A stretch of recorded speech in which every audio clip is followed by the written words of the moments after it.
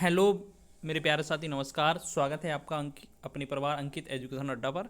आज हम बात करने वाले हैं उत्तर प्रदेश अध्यापक पात्रता परीक्षा जो 2013 में आपकी हुई थी। उसमें ईवीएस एनवायरनमेंट स्टडीज़ से रिलेटेड जितने भी क्वेश्चन पूछे गए थे उनका डिटेल सॉल्यूशन देखने वाले हैं।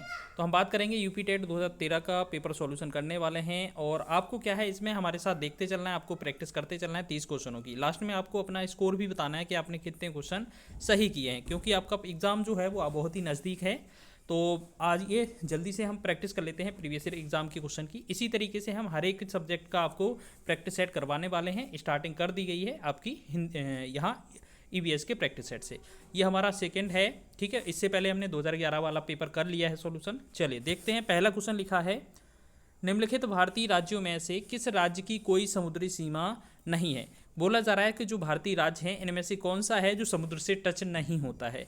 अगर हमने देखा होगा, आपने गौर से देखा होगा मैप को भारत के, तो आपने देखा होगा गुजरात हो गया, गोवा हो गया, महाराष्ट्र हो गया, इनकी सीमा हमारी बॉर्डर लाइन पर, ये जो है ना हमारा भारत, इससे हमारी क्या है, टच होती है, ठीक है। तो हमने देखा यहाँ पर ये हमारा गुजरात होता है, फिर महाराष्ट्र होता है, ठीक है, फिर गोवा होता है, यहाँ पर कर्नाटक, केरल, फिर इसी तरीके से तमिलनाडु, फिर आपका आंध्र प्रदेश हो जाता है, फिर उड़ीसा, पश्चिम बंगाल, इस तरीके से, ठीक है, इस तरीके से होते हैं। तो ये हमारे कितने 9 राज्य हो जाते हैं सीमा पर। तो आपके कितना, गुजरात, राजस्थान, सॉरी गुजरात, महाराष्ट्र, फिर गोवा, आपका कर्नाटक, केरल, 5 इस तरफ हैं, और तमिलनाडु, उसके बाद आंध्र प्रदेश, उड़ीसा और कोलकाता 4 इस तरफ हैं। टोटल 9 ऐसे राज्य हैं जिनकी सीमा जो है वो हमारे समुद्र से टच होती है। तो अब हमसे पूछा गया था कि इनमें से कौन सा ऐसा राज्य है जिसकी सीमा समुद्र से टच नहीं होती है, तो राजस्थान इसका आंसर हो जाएगा। और राजस्थान का याद रखना, क्षेत्रफल में सबसे बड़ा भारत का देश कौन सा, सबसे बड़ा राज्य कौन सा है, राजस्थान है, ठीक है। चलिए नेक्स्ट सेकंड क्वेश्चन की बात करेंगे हम। सेकंड क्वेश्चन बहुत ही शानदार है। लिखा है, किसी नदी के प्रदूषण स्तर की माप की जाती है। तो इनमें से लिखा है एटीपी, एसटीपी, बीओडी या डब्ल्यूपीएल। इनमें से किसके द्वारा प्रदूषण स्तर की जांच की जाती है नदी के। तो नदी के प्रदूषण स्तर की जांच होती है बीओडी के द्वारा, ठीक है। ऑप्शन नंबर सी इसका सही हो जाएगा। नेक्स्ट देखेंगे, वायरस संक्रमण से होने वाला रोग है। इनमें से कौन सा ऐसा रोग है जो वायरस से होता है। टाइफाइड, कॉलरा या जुकाम, मलेरिया। तो इनमें राइट आंसर क्या हो जाएगा हमारा, जो जुकाम है वो हमारा क्या है, वायरस से फैलने वाला रोग है। जुकाम इसका राइट आंसर हो जाएगा। चलिए आगे देखेंगे, भारत में कृषि को प्रभावित करने वाला मौसम का सबसे महत्वपूर्ण तत्व कौन सा है। तो देखिएगा, अगर कृषि को प्रभावित करता है तो कौन कौन सा तत्व सबसे ज़्यादा है, जैसे तापमान, आर्द्रता, पवन या वृष्टि। तो इसका डी ऑप्शन इसका राइट हो जाएगा, वृष्टि इसका सही हो जाएगा। नेक्स्ट देखेंगे, अगला क्वेश्चन है हमारा, वायुमंडल की सबसे ठंडी परत कौन सी है। तापमंडल, मध्यमंडल, क्षोभमंडल या आयन मंडल, ठीक है। तो आपको एक चीज़ याद रखना, वायुमंडल में हमारे पृथ्वी के ऊपर 5 परतें हैं। पहला जो क्षोभमंडल, फिर आपका समताप मंडल, फिर मध्यमंडल, फिर आयन मंडल, ऐसे ही वायुमंडल। तो जो बीच में है ना, बीच वाली जो परत है, इसका जो तापमान है ना, बिल्कुल जो ना के बराबर है, या हम कहें ठंडा है, ठीक है। तो बीच में हमारा कौन सा है, ठंडा है। तो बीच में जो पड़ता है वो होता है मध्यमंडल, ठीक है। उसके बाद पहला जो होता है हमारा क्षोभमंडल होता है, ठीक, क्षोभमंडल। दूसरा होता है समताप मंडल, ठीक। और तीसरा होता है हमारा आयन मंडल, और तीसरा मध्यमंडल, चौथा आयन मंडल, पांचवा होता है वायुमंडल, ठीक है। तो हमें क्या बताना था कि सबसे ठंडी परत कौन सी होती है, बीच वाली होती है, मध्यमंडल होता है, ठीक है। तो याद रखना, इसे इंग्लिश में क्या बोलते हैं, क्षोभमंडल को ट्रोपोस्फीयर, ठीक है। उसके बाद समताप मंडल को स्ट्रेटोस्फीयर, मध्यमंडल को मीजोस्फीयर, आयन मंडल को आयनोस्फीयर, और जो लास्ट में होता है वो होता है एक्सोस्फीयर। तो हमने कौन सा बोला था कि सबसे ठंडी परत कौन सी है, मध्यमंडल वाली है। ऑप्शन नंबर 20 का राइट हो जाएगा। चलो आगे बढ़ते हैं हम नेक्स्ट 6वें क्वेश्चन की ओर। निम्नलिखित में से कौन सी एक ग्रीन हाउस गैस है। तो ग्रीन हाउस बहुत ही महत्वपूर्ण क्वेश्चन है, एग्जाम में बहुत बार पूछा जाता है। सल्फर डाइऑक्साइड, ऑक्सीजन, ऑर्गन या मीथेन। तो इसमें से हम बात करेंगे तो इसका राइट आंसर हो जाएगा हमारा option number D, methane gas होती है। मीथेन का फॉर्मूला क्या होता है, यहाँ CH4 होता है, ठीक है। मीथेन का फॉर्मूला होता है CH4। चलिए आगे बढ़े 7वें प्रश्न की ओर। लिखा है, भारत में प्रोजेक्ट टाइगर जो शुरुआत हुआ था वो कब हुआ था। तो भारत में प्रोजेक्ट टाइगर की शुरुआत कब हुई थी। तो 1973, 1982, 1992, 1996। तो इसमें जो राइट आंसर है हमारा है ऑप्शन नंबर ए, 1973 इसका राइट आंसर हो जाएगा। प्रोजेक्ट टाइगर की शुरुआत की गई थी, ठीक है, चलिए आगे बढ़े, नेक्स्ट क्वेश्चन देखेंगे। पृथ्वी तल पर उन काल्पनिक रेखाओं को क्या कहते हैं जो 180 डिग्री मेरिडियम यामोत्तर पर खींची गई हैं? अंतर्राष्ट्रीय तिथि रेखा होती है, कर्क रेखा होती है, विषुवत रेखा होती है, या प्रधान यामोत्तर रेखा होती है? तो आपको पता होना चाहिए जो 180 डिग्री देशांतर रेखा है उसे हम अंतर्राष्ट्रीय तिथि रेखा कहते हैं। ऑप्शन नंबर ए इसका राइट आंसर हो जाएगा। चलिए नेक्स्ट देखेंगे, क्वेश्चन है हमारा 9वां। निम्नलिखित में से किस राज्य में गल्फ ऑफ मन्नार या हम बोले गल्फ ऑफ मन्नार मेरीन राष्ट्रीय पार्क स्थित है? तो गल्फ ऑफ मन्नार का मतलब मन्नार की खाड़ी के आसपास का नाम होना चाहिए। तो मन्नार की जो खाड़ी है वो तमिलनाडु के समीप पड़ती है, ठीक है। तो अब इनमें से देखो, हमारे पास गुजरात बहुत दूर का ऑप्शन है, अंडमान निकोबार भी बहुत दूर है, पश्चिम बंगाल भी बहुत है। अगर यहाँ पर हमें श्रीलंका दिया जाता तो हम एक बार कन्फ्यूज हो सकते थे। तो आपको क्या याद रखना है, ये जो मन्नार की खाड़ी है उसी से संबंधित मेरीन राष्ट्रीय जो पार्क है वो तमिलनाडु में स्थित है। ऑप्शन नंबर 20 का सही हो जाएगा। और पाक जलडू मध्य समुद्री भी इसी के पास है। नेक्स्ट बात करेंगे, जनगणना 2021 के अनुसार भारत में लिंगानुपात कितना था? तो 943 पर 916, 920, 982, यानी कि पीछे जो लिखा है ना पुरुषों की संख्या लिखी है, आगे जो लिखा है महिलाओं की संख्या लिखी है, इसे ही हम लिंगानुपात कहते हैं, ठीक है। तो हम बात करेंगे जो भारत का लिंगानुपात था वो 943 महिलाएं 1000 पुरुषों पर थी। तो यानी कि ये इनका लिंगानुपात हो जाएगा। ऑप्शन नंबर ए इसका सही हो जाएगा। आगे हमारा 11वां क्वेश्चन है, लिखा है हमारा, निम्नलिखित में से किस एक प्राणी को किसान का मित्र कहा जाता है? चींटी, केचुआ, मधुमक्खी या तितली? तो इसमें से हमारा आंसर, ये तो सभी बच्चे बता सकते हैं, इसका जो आंसर होगा वो होगा केचुआ, ठीक है, बहुत ही अच्छा होगा। ऑप्शन नंबर 20 का राइट आंसर हो जाएगा। नेक्स्ट क्वेश्चन है, पर्यावरण को बचाने के लिए चिपको आंदोलन से कौन सा राज्य जुड़ा हुआ है? तो आपने देखा होगा चिपको आंदोलन के लिए आपका 1973 है, 1973 में क्या होता है, सुंदरलाल बहुगुणा और एक लोग और हैं, सुंदरलाल बहुगुणा, ठीक है, ये क्या करते हैं, जो पेड़ों को कटने से बचाने के लिए एक आंदोलन चलाते हैं, ठीक है, और पेड़ों से चिपक जाते हैं सभी लोग। तो ये जो आंदोलन है वो कहाँ, उत्तराखंड में चलाया जाता है। तो ये ऑप्शन नंबर सी इसका राइट आंसर हो जाएगा। Option number C. नेक्स्ट देखने वाले हैं, जीवों के व्यवहार का अध्ययन किया जाता है। तो इसमें से कौन हो जाएगा, इटियोलॉजी, नियोलॉजी, इथोलॉजी या डेमोलॉजी? तो इसमें हमारा आंसर होना चाहिए ऑप्शन नंबर सी। तो ऑप्शन नंबर सी इसका सही हो जाएगा। इथोलॉजी हमारा जीवों के व्यवहार का अध्ययन किया जाता है। नेक्स्ट है इसमें, समुद्री शैवाल किसका महत्वपूर्ण स्रोत है? क्लोरीन का, ब्रोमीन, आयोडीन या लोहा? बहुत ही इंपॉर्टेंट क्वेश्चन है, वेरी वेरी इंपॉर्टेंट क्वेश्चन। समुद्री शैवाल किसका महत्वपूर्ण स्रोत है? तो इसका राइट आंसर हो जाएगा आयोडीन। ऑप्शन नंबर सी इसका सही हो जाएगा। नेक्स्ट है, सेब या लाइकेन क्या हैं? परजीवी होते हैं, रसायन स्वपोषी होते हैं, अपघटक होते हैं कि सहजीवी होते हैं? तो इसका जो आंसर होगा वो हो जाएगा हमारा सहजीवी होते हैं, ठीक है। और लाइकेन जो होते हैं प्रदूषक का कार्य करते हैं, प्रदूषक सूचक होते हैं। चलिए अगला क्वेश्चन है हमारा, सीएनजी का ईंधन के रूप में किसमें इस्तेमाल होता है? सीएनजी का ईंधन के रूप में किसमें इस्तेमाल होता है? वाहनों में, उद्योगों में, खाना बनाने में या वाहनों और उद्योग दोनों में? तो इसका जो आंसर होगा वो हो जाएगा वाहन में भी होता है, उद्योगों में भी यूज़ किया जाता है। ऑप्शन नंबर डी इसका राइट हो जाएगा। नेक्स्ट क्वेश्चन है, पर्यावरण जागरूकता का किसके द्वारा सृजन किया जा सकता है? जो है व्याख्यान के द्वारा, क्षेत्रीय भ्रमण के द्वारा, समूह वार्तालाप के द्वारा या अध्ययन के द्वारा? तो हम बात करेंगे क्षेत्रीय भ्रमण के द्वारा, जगह जगह पर जाया जाए, भ्रमण किया जाए और वहाँ पर बोला जाए।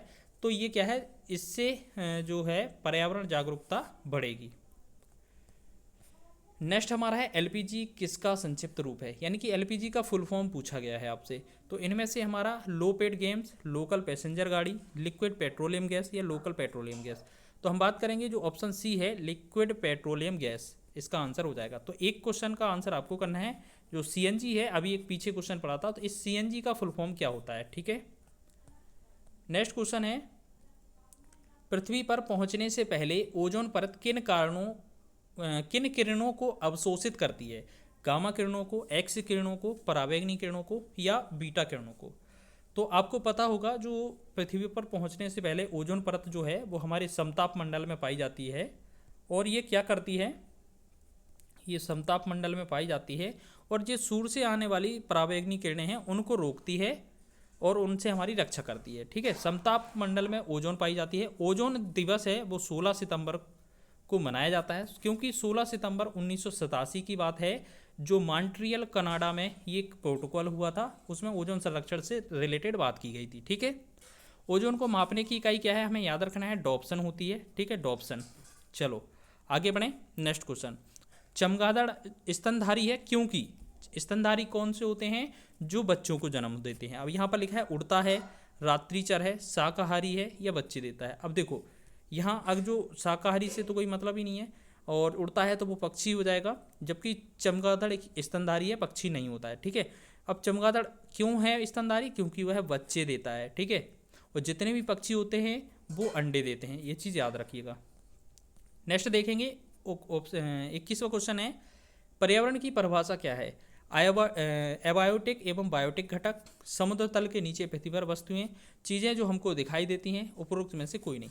अब देखो ये काफ़ी हद तक सही हो जाता अगर ये बोला जाता कि ये चीज़ें जो हैं वो हमें चारों ओर से घेरे हुए हैं, वे सब क्या है, पर्यावरण है। लेकिन इसमें ये तो बोला नहीं गया है, हमसे बोला गया पर्यावरण क्या है। तो एक तरीका ये हो सकता है कि पर्यावरण वे होता है जो हमें चारों ओर से घेरे हुए हैं, वह पर्यावरण है।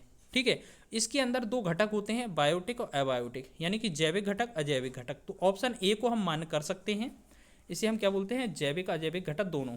तो क्या कह सकते हैं, तो या तो ये ऑप्शन ए होना चाहिए, या इसमें हमें विकल्प में दिक्कत होगी कोई ना कोई। ठीक है, पर्यावरण की परिभाषा क्या है, पर्यावरण का परिभाषा होता है परि प्लस आवरण, मतलब जो हमें चारों ओर से घेरे हुए हैं वो पर्यावरण है। अब वैसा तो कोई विकल्प दिख नहीं रहा है, लेकिन हाँ पर्यावरण के जो घटक हैं ना, उसे अबायोटिक और बायोटिक मिलकर बनाते हैं एक पर्यावरण। तो ये हमारा काफ़ी हद तक आंसर सही हो जाएगा।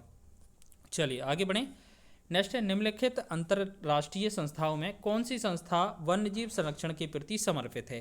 तो UNFPA, UNDP, यूनेस्को या WHO। तो UNDP जो है ये हमारी संस्था काम करती है। तो ये होती है अंतर्राष्ट्रीय प्रकृति संरक्षण संघ जो होता है ना, ये ऑप्शन नंबर 20 का राइट आंसर हो जाएगा। इसके द्वारा एक चीज़ और याद रखना, इसके द्वारा एक बुक जारी होती है। ठीक है, एक बुक जारी होती है, red data book, red data book. इसमें क्या होता है, ये बहुत ही महत्वपूर्ण है, एग्जाम में पूछी जाती है। रेड डाटा बुक जो है विलुप्त प्रजातियों से संबंधित है। इसमें हम वनस्पति हो, जीव जंतु हो, सभी का अध्ययन करते हैं जो लुप्त हो रही हैं। ठीक है, आपका प्रीवियस ईयर 2021-22 में जो पेपर हुआ था टेट का, उसमें ज़रूर पूछा गया था इससे रिलेटेड कि जो है मतलब इसमें विलुप्त प्रजाति कौन सी है। इस तरीके से और भी एग्जामों में ये क्वेश्चन बनते हैं, तो याद रख लेना। ठीक है, जैसे एशियाई चीता हो गया और गुलाबी सिलवारी बतख, ये वाले हैं ना संकटग्रस्त हैं। कृत्रिम वर्षा के लिए मेघ बीजन के लिए प्रयुक्त रसायन कौन है। ये बोला जा रहा है कि मान लो ऐसे कि हमारा जो आसमान है बिल्कुल साफ है, लेकिन हमें वर्षा कराना है, तो उसके लिए हमें क्या करना चाहिए, कौन सा ऐसा रसायन है उसका प्रयोग करेंगे ताकि हमें वर्षा हो जाएगी। यानी कि कृत्रिम रूप से वर्षा कराई जाती है, तो किसके द्वारा, तो याद रखना आई, वर्षा क्या है, वर्षा आई, वर्षा हमें याद रखना है, वर्षा आई, वर्षा आई को याद रखेंगे, आई से हो जाएगा यहाँ iodide, silver I, silver I का मतलब है Ag, सिल्वर का मतलब Ag, तो Ag तो सब में मिलेगा, Ag आई, आई का मतलब कौन आई, वर्षा आई। तो ये आपको याद रखना है, कौन आई, वर्षा आई। तो याद रखना सिल्वर जो आयोडाइड है, इससे हमें क्या है, ये जो रसायन है ये कृत्रिम वर्षा कराने में सहायक है। इसके साथ साथ जो हमारे पास एक सिल्वर आयोडाइड भी होता है और एक सिल्वर ब्रोमाइड भी होता है, AgBr, AgBr ये हमारा क्या है, ये फोटोग्राफी में यूज़ किया जाता है। चलो आगे बढ़ें 24वें क्वेश्चन की, कि बायोडीजल तैयार किया जाता है किससे, यूट्रिकुलेरिया से, जेट्रोफा से, देवदार से या यूकेलिप्टस से। तो इसका जो आंसर हो जाएगा वो होगा जेट्रोफा, ऑप्शन नंबर 20 का राइट आंसर हो जाएगा। और एक चीज़ और याद रखना, ये जो यूकेलिप्टस का जो पेड़ है ये क्या है, मिट्टी के लिए हानिकारक होता है, यानी कि जहाँ पर ये लगता है वहाँ का जल सोख लेता है, वहाँ का जल स्तर कम कर देता है, याद रखना। ठीक है, ये प्रकृति के लिए एक तरीके से हानिकारक होता है। तो फिलहाल तो इसका आंसर क्या होना चाहिए, जेट्रोफा, ऑप्शन नंबर 20 का सही हो जाएगा। विश्व ओजोन दिवस कब मनाया जाता है, तो अभी हमने बताया था कि 16 सितंबर, आपकी बात करें 16 सितंबर 1987 को एक मॉन्ट्रियल कनाडा में प्रोटोकॉल होता है, उसमें ओजोन संरक्षण की बात कही जाती है। तो 16 सितंबर को हमारा विश्व ओजोन दिवस मनाया जाएगा, ऑप्शन नंबर 20 का राइट आंसर हो जाएगा। 5 जून को हम पता है आपको क्या होता है, पर्यावरण दिवस, विश्व पर्यावरण दिवस। तो आपको याद रखना है विश्व पर्यावरण दिवस कब मनाया जाता है, तो ये आपका 5 जून को मनाया जाता है। आगे बढ़ें, नेक्स्ट है सिल्वी कल्चर से संबंधित हैं। सिल्वी कल्चर से क्या संबंधित है? वन एवं वन उत्पाद, सिल्क, फूल या उर्वरक। तो इसमें जो हमारा आंसर हो जाएगा, इसका राइट आंसर बनेगा ऑप्शन नंबर ए, वन एवं वन उत्पाद इसका संबंधित आंसर हो जाएगा। नेक्स्ट है हमारा 27वां प्रश्न, लिखा है निम्नलिखित में से किस जनपद में चंद्रप्रभा वन्यजीव अभ्यारण्य स्थित है? तो चंद्रप्रभा वन्यजीव अभ्यारण्य, तो इसमें हम देखेंगे लखीमपुर खीरी, चंदौली, लखनऊ, वाराणसी। तो इसका जो आंसर हो जाएगा हमारा वो हो जाएगा चंदौली। ऑप्शन नंबर 20 का राइट आंसर हो जाएगा। और याद रखना इसमें एक चीज़, लखीमपुर खीरी जो है ये क्षेत्रफल की दृष्टि से उत्तर प्रदेश का सबसे बड़ा जनपद है, याद रखेंगे, ठीक है। और ये जो है लखीमपुर खीरी जो है ये आपका लखनऊ मंडल के अंदर आता है। वर्तमान में टोटल 18 मंडल हैं, 18वां मंडल आपको याद रखना है अलीगढ़ है।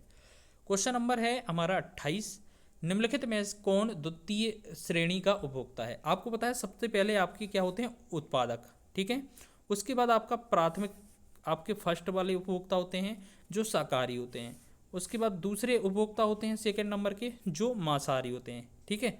अब हमसे पूछा जा रहा है, देखो अब हमसे क्या पूछा जा रहा है, आप देखेंगे यहाँ पर कोई उत्पादक तो है नहीं, चलो अब इसमें बकरी शाकाहारी होती है तो ये तो प्राथमिक उपभोक्ता हो गया, ठीक है। और हाथी है वो भी प्राथमिक उपभोक्ता हो गया। सांप है वो आपका द्वितीयक उपभोक्ता हो जाएगा, ठीक है। इसके बाद जो शेर आएगा वो हमारा शीर्ष श्रेणी का उपभोक्ता हो जाएगा या तृतीयक में आ जाएगा। तो इसमें जो आएंगे जो सांप है ना वो आपका हल्का मांसाहारी होता है, इसे हम द्वितीयक उपभोक्ता में रखेंगे। लेकिन जो शेर होता है वो तृतीयक में आएगा जो कि बड़े मांसाहारी के अंतर्गत आएगा। तो आप देखेंगे तो हम कह सकते हैं हाथी जो है शाकाहारी है और बकरी जो है शाकाहारी है, इन्हें हम प्राथमिक स्तर में रखेंगे। द्वितीयक जो स्तर है उसमें होते हैं हल्के मांसाहारी, तो ये हमारा द्वितीयक स्तर हो जाएगा। तीसरे में आएगा जो बड़े मांसाहारी होते हैं या शीर्ष उपभोक्ता होते हैं वो जो हमारे आगे वाले, तो वो हम तीसरे में लेंगे, ठीक है। तो फिलहाल हमसे द्वितीय श्रेणी का पूछा था तो हमारा सांप इसका आंसर हो जाएगा। चलिए ये पूसी स्तर से रिलेटेड क्वेश्चन था। नेक्स्ट क्वेश्चन है झूम खेती होती है। तो पहले तो झूम खेती का मतलब समझें। झूम खेती का मतलब क्या है? पहले क्या होता था, बंजारे के समय बंजारे जो होते थे कि पहले मान लेते हैं हम यहाँ पर कोई स्थान मिला हमें, हमारे पास कोई बहुत सारा जैसे पशु है, ठीक है, जानवर हैं, तो हमने क्या किया यहाँ पर रहने लगे और यहाँ की जो खेती हमने यहाँ पर खेती की 1 साल, उसके बाद हमें लगा कि अब यहाँ नहीं, अब आगे चलना चाहिए। तो अगली जगह हमने देखा, फिर हमें जंगल मिले या कहीं भूमि मिली तो हमने उसे साफ किया, जंगल को काटा कूटा, फिर उसे भूमि बनाई और उसे हमने फिर यूज़ किया 1 आध साल 2 साल। फिर वहाँ से हम फिर अगली जगह गए और वहाँ पर भी हमें जंगल या भूमि को हमने काटा, अच्छे तरह से किया, बनाया और भूमि पर हमने फिर फसल उगाई या रहे, फिर वहाँ से फिर आगे बढ़ते चले। यानी कि घूम घूम कर खेती करना, ये क्या है? झूमिंग कृषि कहलाता है, झूमिंग खेती कहलाता है। तो ये जो है ज़्यादातर हमारा पूर्वोत्तर भारत है ना, उसमें देखी जाती है। तो पूर्वोत्तर भारत का यहाँ पर एक ही विकल्प है मेघालय, तो यहाँ पर इसका राइट आंसर हो जाएगा। आगे हम बात करेंगे तीसरे क्वेश्चन की और ये हमारा इस वीडियो का अंतिम प्रश्न है और आप सभी को अपना स्कोर जरूर बताना है कि आपको कितने क्वेश्चन आए थे इसमें से। तीसरा क्वेश्चन है कि शुष्क बर्फ किसका ठोस रूप है? तो आपको पता है शुष्क जो बर्फ होती है वो ठोस कार्बन डाइऑक्साइड होती है, ठीक है। तो ऑप्शन नंबर 20 का राइट आंसर हो जाएगा। तो इस प्रकार आप बताइएगा कि हमने जो 30 क्वेश्चन किए हैं आपने कितने क्वेश्चन किए हैं, आपको कितना क्वेश्चन आए हैं समझ में, या आपको कितने क्वेश्चन के आंसर आए हैं। अपना स्कोर जरूर बताइएगा कमेंट में। इसी तरीके से अभी हम EVS का प्रैक्टिस सेट लाए हैं। हिंदी का आपका हिंदी हो गया, मैथ हो जाएगा, संस्कृत हो जाएगा और इसमें आपका जो भी सब्जेक्ट बचेगा वो सारे करेंगे हम। CDP के भी हम क्वेश्चन लेकर आने वाले हैं, ठीक है। तो एक बार वीडियो बताइएगा कैसा लगा है। अगर वीडियो पसंद आया है तो वीडियो को लाइक करें, शेयर करें, चैनल पर नए हैं तो चैनल को सब्सक्राइब कर लें।